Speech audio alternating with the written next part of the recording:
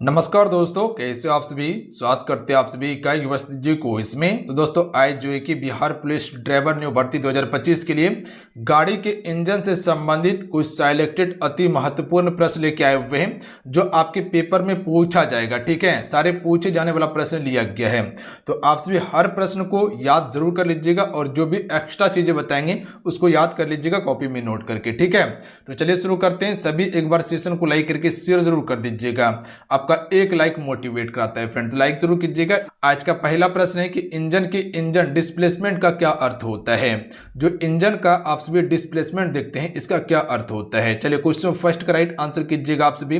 अगर किसी भी क्वेश्चन का आंसर पता नहीं भी होना तो घबराना बिल्कुल नहीं है, प्रश्न को याद करना है। ठीक है, प्रश्न याद करने से ही आपको याद होगा और आपके पास डाटा इकट्ठा होगा। बात समझे। तो इसका राइट आंसर ऑप्शन में ये हो जाएगा, सिलेंडर का कुल वॉल्यूम होता है, याद रखिएगा आप सभी। तो ये राइट आंसर हो जाएगा। देखिए अगर इंजन डिस्प्लेसमेंट की बात किया जाए तो इसे हम सभी लीटर में या सीसी में मापते हैं। याद रखिएगा आप सभी, किस में मापते हैं, सीसी में। और ज्यादा डिस्प्लेसमेंट रहने के बाद ज्यादा आपको पावर मिलेगा। ठीक है, और कम माइलेज मिलता है। याद रखिएगा आप सभी, माइलेज क्या मिलेगा, कम मिलेगा। बात समझे बिल्कुल। चलिए अगला क्वेश्चन देखिए आप सभी। क्वेश्चन नंबर 2 है कि कौन सा इंजन सबसे ज्यादा टॉर्क देता है। बता सकते हैं जो ये टॉर्क की बात किया जाए तो ये सबसे ज्यादा कौन सा इंजन देता है। तो इलेक्ट्रिक मोटर वाला इंजन, ऑप्शन में सी राइट आंसर होगा। जो इलेक्ट्रिक मोटर वाला इंजन होता है ये सबसे ज्यादा टॉर्क देता है। देखिए इलेक्ट्रिक मोटर जो होता है ना, ये 0 आरपीएम, याद रखिएगा आप सभी, 0 आरपीएम पर फुल टॉर्क देता है। याद रखिएगा आप सभी, क्या देता है, 0 आरपीएम पे फुल टॉर्क देता है। देखिए जो डीजल इंजन होता है ना, डीजल इंजन में अगर टॉर्क की बात किया जाए तो ये पेट्रोल इंजन से ज्यादा होता है, ये याद रखिएगा आप सभी। डीजल इंजन की बात किया जाए तो डीजल इंजन में पेट्रोल इंजन से ज्यादा टॉर्क होता है। बात समझे। चले अगला क्वेश्चन देख लीजिएगा आप सभी। क्वेश्चन है कि किस इंजन में ईंधन सीधे सिलेंडर में डाला जाता है। देखिए फ्रेंड, सेशन आप सभी तो करते हैं पर सेशन को लाइक करने के लिए भूल जाते हैं। ठीक है, तो जितने भी जुड़े हुए हैं अपना प्यार जरूर दीजिएगा और पूरा क्लास को देखने के बाद आपसे बताइएगा क्लास आपको कैसा लगा। क्या क्लास बढ़िया लगा, जो हम आपको पढ़ा रहे हैं क्या आपको समझ में आ रहा है, जरूर हमको बताइएगा। ठीक है, तभी चीजें आपका क्लियर हो पाएगा। ठीक है, अगर कहीं गलती होता है तो वो भी चीजें बताइएगा तो उसको और धीरे धीरे हम सुधार कर देंगे। ठीक है, तो जहां तक मेरा कोशिश है कि बेस्ट कंटेंट के साथ में बेहतर तरीके से आपको समझा दें ताकि चीजें आपको क्लास में ही याद हो जाए। बात समझे। तो आपसे जरूर अपना एक राय दीजिएगा, सेशन को लाइक आपसे जरूर कर दीजिएगा। ठीक है, तो किस इंजन में ईंधन जो है सीधे सिलेंडर में डाला जाता है, तो बता सकते हैं किस इंजन में सीधे ईंधन जो है कि सिलेंडर में डाला जाता है। तो आपको इससे पहले हम बताए थे कि डीजल इंजन में, याद रखिएगा आप सभी, डीजल इंजन में ईंधन जो होता है ये सीधे सिलेंडर में डाला जाता है। जबकि अगर पेट्रोल इंजन की बात किया जाए, ध्यान दीजिएगा आप सभी, जो पेट्रोल इंजन होता है डायरेक्ट ये सिलेंडर में नहीं डाला जाता। इसमें कह सकते हैं जो फ्यूल होता है वो आपका एयर मिक्स इनलेट से आपका जो है कि बनता है। याद रखिएगा आप सभी, किससे बनता है, इनलेट, इसको इनलेट कीजिएगा आप सभी। बात समझे, इनलेट से बनता है आपका पेट्रोल इंजन में, और डीजल इंजन में डायरेक्ट इंजेक्शन तकनीकी होता है। ठीक है, चलिए अगला क्वेश्चन देख लीजिएगा। एक फुल फॉर्म से प्रश्न है और फुल फॉर्म से भी प्रश्न आपके पेपर में आएगा। फुल फॉर्म देखिएगा, DOSC का फुल फॉर्म क्या होगा, बता सकते हैं। DOHC का फुल फॉर्म क्या होगा, डबल ओवरहेड कैम सॉफ्ट होता है। ठीक है, तो इसका ऑप्शन नंबर क्या हो जाएगा, right answer option number A हो जाएगा। ध्यान दीजिएगा आप सभी, बात समझे, double overhead cam shaft, double overhead cam shaft. चलिए अगला क्वेश्चन देख लीजिएगा आप सभी। चलिए क्वेश्चन 5 देखिएगा आप सभी। चलिए इस क्वेश्चन का राइट आंसर कीजिएगा कि इंजन के वाल्व क्लियरेंस का उद्देश्य क्या है। तो देखिए इसका मुख्य उद्देश्य क्या होता है, थर्मल एक्सपेंशन एडजस्ट करना। याद रखिएगा आप सभी, ऑप्शन में बी राइट आंसर हो जाएगा। ध्यान दीजिएगा, थर्मल एक्सपेंशन को एडजस्ट करना ही इसका मुख्य उद्देश्य होता है। देखिए ज्यादा क्लियरेंस रहने के बाद शोर बढ़ेगा। ध्यान दीजिएगा, ज्यादा अगर क्लियरेंस रहेगा तो शोर क्या हो जाएगा, आपका बढ़ेगा। अगर वहीं कम क्लियरेंस की बात किया जाए तो इसमें वाल्व जो होता है ना ये आपका जल सकता है। ज्यादा अगर क्लियरेंस रहेगा तो शोर बढ़ेगा, कम रहेगा तो वाल्व जल सकता है आपका। तो ये एक फैक्ट को याद रखिएगा आप सभी। चलिए अगला क्वेश्चन देख लीजिएगा कि MPI तकनीकी का क्या अर्थ है। तो इसका राइट आंसर क्या हो जाएगा, मल्टी पॉइंट इंजेक्शन होगा। ध्यान दीजिएगा आप सभी, बात समझे, या मल्टी पॉइंट फ्यूल इंजेक्शन भी कहते हैं इसको। तो इसका ऑप्शन नंबर ए राइट आंसर होगा। देखिए फुल फॉर्म से भी आपका 1 से 2 प्रश्न, ध्यान दीजिएगा, हाईएस्ट 2 प्रश्न आपके पेपर में आएगा। चलिए अगला क्वेश्चन है कि इंजन की केम बेल्ट का काम क्या है। जो इंजन में केम बेल्ट लगा रहता है इसका क्या कार्य होता है, बता सकते हैं कोई हमको? तो याद रखिएगा ये क्रैंक सॉफ्ट और केम सॉफ्ट को सिंक्रोनाइज करता है। ध्यान दीजिएगा आप सभी, क्रैंक सॉफ्ट और केम सॉफ्ट को सिंक्रोनाइज करने का काम किसका होता है, केम बेल्ट का होता है। देखिए आपको क्या बताएं कि एक चीज कुछ समझ में नहीं आए तो ऑप्शन क्या करना है, जिसका लेंथ बड़ा रहे उसको आपको टिक करना है। ध्यान दीजिएगा आप सभी। अगला है कि किस इंजन में टर्बो लेग की समस्या आती है। यह टर्बो लेग कह सकते हैं इसको। तो राइट आंसर ऑप्शन में भी हो जाएगा, टर्बो चार्जर्ड इंजन में देखने के लिए यह समस्या हमको मिलता है। बात समझे। चलिए अगला क्वेश्चन है कि इंजन का कौन सा हिस्सा ध्वनि कम करता है। तो देखिए अगर ध्वनि कम करने की बात किया जाए तो वो कौन करता है, पता है आप सभी को?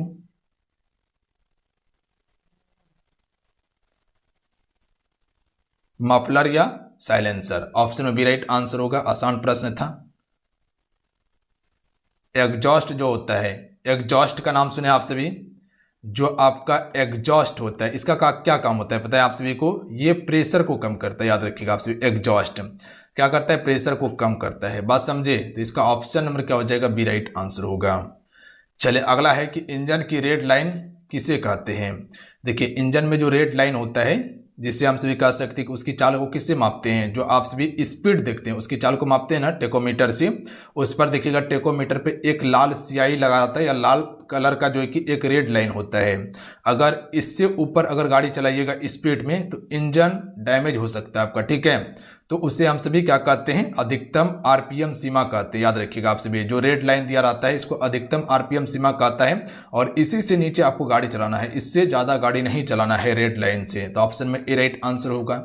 चलिए अगला क्वेश्चन देख लीजिएगा कि EFI का फुल फॉर्म क्या होगा। देखिए जितने भी फुल फॉर्म बता देंगे इसको आप नोट कर लीजिएगा, तो यहीं से प्रश्न आपके पेपर में आ जाएगा, ठीक है। इलेक्ट्रॉनिक फ्यूल इंजेक्शन होगा। ध्यान दीजिएगा आप सभी, इलेक्ट्रॉनिक फ्यूल इंजेक्शन हो जाएगा। ऑप्शन नंबर ए राइट आंसर होगा। बात समझे, ऑप्शन में ए करेक्ट आंसर होगा इसका। चलिए अगला क्वेश्चन है कि इंजन में ओवर बोर का क्या अर्थ है। क्वेश्चन 12 का राइट आंसर कीजिएगा आप सभी। तो कि इंजन में जो ओवर बोर होता है इसका क्या अर्थ होता है या क्या कार्य होता है। तो याद रखिएगा ये सिलेंडर का डायमीटर बढ़ाना ही इसका मुख्य कार्य होता है। याद रखिएगा, यानी कि इंजन की क्षमता यानी कि इससे सीसी बढ़ जाती है। ध्यान दीजिएगा, और सीसी बढ़ने के बाद कह सकते हैं कि इंजन की क्षमता बढ़ने पर ज़्यादा पावर देता है, बट यहाँ पर फ्यूल का खपत ज़्यादा होने लगता है फिर। चलिए अगला क्वेश्चन है कि इंजन में नॉकिंग रोकने के लिए कौन सा सेंसर लगाया जाता है। जो नॉकिंग होता है इसे रोकने के लिए कौन सा सेंसर होता है, नॉक सेंसर लगा रहता है। तो ऑप्शन में भी राइट आंसर होगा, नॉकिंग नॉक, नॉकिंग नॉक, इस प्रकार से कनेक्ट कर लीजिएगा आप सभी। और जो आपका नॉकिंग होता है, जो ये नॉकिंग देख रहे हैं आप सभी, ठीक है, ये ईंधन का असमान विस्फोट होता है। याद रखिएगा आप सभी, क्या होता है, असमान विस्फोट होता है। और इससे क्या होता है बताएं आप सभी को, इंजन पिस्टन और वाल्व खराब भी हो सकता है आपका नॉकिंग से। याद रखिएगा आप सभी, इंजन का पिस्टन या वाल्व खराब हो सकता है। अगला है इंजन की अधिक गर्मी से कौन सा पार्ट सबसे पहले खराब होता है। देखिए अगर इंजन ज़्यादा गर्म हो जाएगा तो कौन सा पार्ट सबसे पहले खराब हो सकता है, पिस्टन और सिलेंडर। याद रखिएगा आप सभी, ये सबसे पहले खराब हो सकता है। तो बी राइट आंसर हो जाएगा। देखिए मेटल पिघल सकता है इसमें, या इंजन सीज भी हो सकता है। याद रखिएगा आप सभी, बात समझिए, इंजन सीज भी हो सकता है इसमें। चलिए अगला है कि इंजन की रेडियल पंप का क्या काम होता है। जो इंजन का रेडियल पंप होता है इसका क्या कार्य होता है, बता सकते हैं आप सभी। तो ध्यान दीजिएगा, ऑप्शन में बी राइट आंसर होगा। एक ही चीज याद रखिएगा इसमें, कूलेंट को सर्कुलेट करना ही इसका मुख्य उद्देश्य होता है।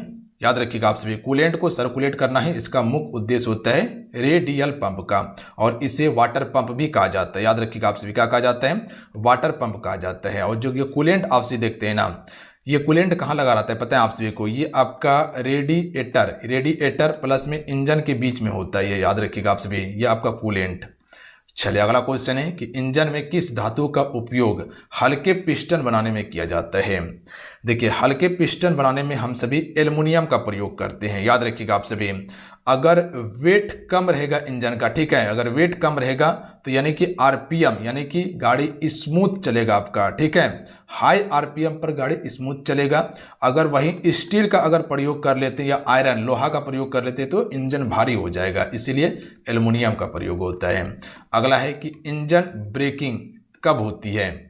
जो इंजन ब्रेकिंग की बात किया जाए तो जब गियर डाउन करके वाहन को रोका जाता है तब जो है कि इसका उपयोग होती है। तो ऑप्शन में ए राइट आंसर होगा। ये ब्रेक पैडल पर लोड कम पड़ता है, इससे याद रखिएगा आप सभी, इंजन ब्रेकिंग से ब्रेक पैडल पर लोड कम पड़ता है और पहाड़ी इलाकों में ज़्यादा इसका प्रयोग किया जाता है इंजन ब्रेकिंग का। अगला क्वेश्चन है कि किस प्रकार का इंजन पर्यावरण के लिए सबसे कम प्रदूषण है, सबसे कम प्रदूषण फैलाता है। क्या पेट्रोल इंजन फैलाता है? बिल्कुल फैलाता है। डीजल इंजन ये भी फैलाता है। हाइब्रिड इंजन ये हल्का फुल्का, जबकि इलेक्ट्रॉनिक मोटर जो होता है ये नहीं के बराबर फैलाता है, याद रखिएगा आप सभी। डायरेक्ट तो नहीं, इनडायरेक्ट कर सकते हैं, ठीक है। अगर ये बिजली से चलता है तो बिजली बनाने के लिए पहले हमको क्या करना होगा, कोयला को जलाना होगा, ठीक है, तो वो प्रदूषण करेगा। तो ये डायरेक्ट नहीं करता पर इनडायरेक्ट करता है, बात समझे। चले अगला क्वेश्चन है कि इंजन में कैटेलिटिक कन्वर्टर का काम क्या है, बता सकते हैं। इंजन में कैटेलिटिक कन्वर्टर का कार्य क्या हो जाएगा, तो ऑप्शन नंबर प्रदूषण कम करना है इसका मुख्य उद्देश्य होता है। बी राइट आंसर होगा। ध्यान दीजिएगा आप सभी, जो आपका CO या कह सकते हैं NOx या कह सकते हैं HC, ये सभी जो आपका प्रदूषण होता है इसको कम करना ही इसका मुख्य उद्देश्य होता है और ये एग्जॉस्ट सिस्टम में फिट रहता है, याद रखिएगा। जो कार्बन मोनोऑक्साइड होता है ये सभी को कम करता है, नाइट्रस ऑक्साइड जो हो गया, ठीक है। इंजन के क्रैंक केस का मुख्य कार्य क्या है। देखिए इंजन के क्रैंक केस का मुख्य कार्य हो जाएगा क्रैंक सॉफ्ट और ऑयल को सुरक्षित रखना, याद रखिएगा। क्रैंक सॉफ्ट और ऑयल को सुरक्षित रखना ही इसका मुख्य उद्देश्य होता है। इंजन ब्लॉक का हिस्सा होता है ये आपका, याद रखिएगा, इंजन ब्लॉक का हिस्सा होता है। ऑयल रिजर्व करके रखना ही इसका मुख्य उद्देश्य है। चलिए अगला है, इंजन में TDC का मतलब क्या है, यानी सिंपल भाषा में बताइए कि TDC का फुल फॉर्म क्या होता है। तो टॉप डेड सेंटर होता है इसका फुल फॉर्म, याद रखिएगा क्या होता है, टॉप डेड सेंटर होता है। ऑप्शन में ए राइट आंसर हो जाएगा, टॉप डेड सेंटर होता है। चलिए अगला क्वेश्चन है कि इंजन में BDC का क्या अर्थ होता है। तो देखिए TDC का अर्थ था टॉप डेड सेंटर और BDC का है बॉटम डेड सेंटर, याद रखिएगा। बॉटम मतलब क्या होता है, नीचे, टॉप मतलब ऊपर, बॉटम मतलब नीचे होता है। तो बॉटम डेड सेंटर होगा, तो याद रखिएगा ऑप्शन में ए राइट आंसर होगा। अगला है कि किस इंजन में ग्लो प्लग का उपयोग होता है। तो देखिए अगर ग्लो प्लग की बात किया जाए तो ये किस इंजन में होता है, तो डीजल इंजन में, याद रखिएगा। ग्लो प्लग किस में होता है, डीजल इंजन में लगा रहता है और ये ठंडे मौसम में गाड़ी को स्टार्ट करने में मदद करता है ग्लो प्लग, याद रखिएगा आप सभी। पेट्रोल इंजन में कौन सा प्लग होता है, तो स्पार्क प्लग होता है, याद रखिएगा आप सभी। पेट्रोल इंजन में स्पार्क प्लग लगा रहता है जबकि डीजल इंजन में ग्लो प्लग होता है, याद रखिएगा। अगर क्वेश्चन पूछा जाए कि बताइए कि पेट्रोल इंजन में कौन सा प्लग होता है, तो स्पार्क प्लग होता है। अगला है कि इंजन में ओवर कूलिंग का परिणाम क्या होता है। देखिए अगर इंजन में ओवर कूलिंग हो रहा है तो ज़्यादा फ्यूल खपत होगा, प्लस में पावर और दक्षता घट जाती है। तो इसका राइट आंसर क्या होगा, ईंधन की खपत बढ़ जाती है, इंजन की पावर घट जाती है, इंजन की दक्षता कम हो जाती है। तो ये सभी इसका आंसर हो जाना चाहिए। ऑप्शन नंबर डी बिल्कुल करेक्ट आंसर होगा। बताइए होगा कि नहीं, बिल्कुल होगा, इसमें कहीं कोई शक नहीं है। चलिए अगला क्वेश्चन देख लीजिएगा आप सभी। VVT का फुल फॉर्म बताना है यहाँ पे। चलिए क्वेश्चन नंबर 25 पर ध्यान दीजिएगा और बताइएगा कि VVT का फुल फॉर्म क्या होता है। Variable valve timing, variable valve timing हो जाएगा, ठीक है, वेरिएबल वाल्व टाइमिंग हो जाएगा। ऑप्शन नंबर क्या हो जाएगा, ए राइट आंसर होगा, याद रखिएगा आप सभी। चलिए अगला क्वेश्चन है कि इंजन में OHC का अर्थ क्या है, यानी कि फुल फॉर्म बताना है। OHC का फुल फॉर्म क्या होगा, ओवरहेड कैम सॉफ्ट, क्या हो जाएगा, ओवरहेड कैम सॉफ्ट होगा। ऑप्शन में ए वाला करेक्ट आंसर होगा, याद रखिएगा आप सभी। चलिए अगला है कि इंजन का ब्लो बाय किस कारण से होता है। तो इंजन का ब्लो बाय जो होता है ये आपका किस कारण से होता है, तो याद रखिएगा आपसे पिस्टन रिंग घुसने से होता है। याद रखिएगा पिस्टन रिंग घुसने से होता है। ऑप्शन में ए राइट आंसर होगा। चलिए अगला क्वेश्चन है कि किस इंजन में फ्यूल इंजेक्शन पंप का प्रयोग होता है। तो देखिए फ्यूल इंजेक्शन पंप की बात किया जाए तो ये किस इंजन में आपका होता है, तो आपको बताए थे कि ये डीजल इंजन में होता है। याद रखिएगा आप सभी, इसमें फ्यूल डायरेक्ट इंजेक्ट किया जाता है। बात समझे आप सभी। हाई प्रेशर पर फ्यूल सीधे सिलेंडर में भेजा जा सकता है। कौन सा इंजन में, डीजल इंजन में। चलिए अगला क्वेश्चन है कि इंजन में ओवर बूस्ट किसे कहते हैं, तो राइट आंसर होगा ये जो कहते हैं ओवर बूस्ट जो होता है ये आपका टर्बो चार्जर द्वारा जरूरत से ज़्यादा प्रेशर देता है, ये काम होगा। ठीक है, इंजन में ओवर बूस्ट का कार्य क्या होता है, तो ये टर्बो चार्जर द्वारा जरूरत से ज़्यादा प्रेशर देता है। तो ऑप्शन में ए राइट आंसर होगा। चलिए अगला क्वेश्चन देख लीजिएगा कि इंजन माउंटिंग का काम क्या है। तो इंजन माउंटिंग का काम क्या है, इंजन को फ्रेम से जोड़ना और कंपन करना ही इसका मुख्य उद्देश्य होता है। ऑप्शन में ए राइट आंसर होगा। याद रखिएगा इंजन को फ्रेम से जोड़ना और कंपन करना।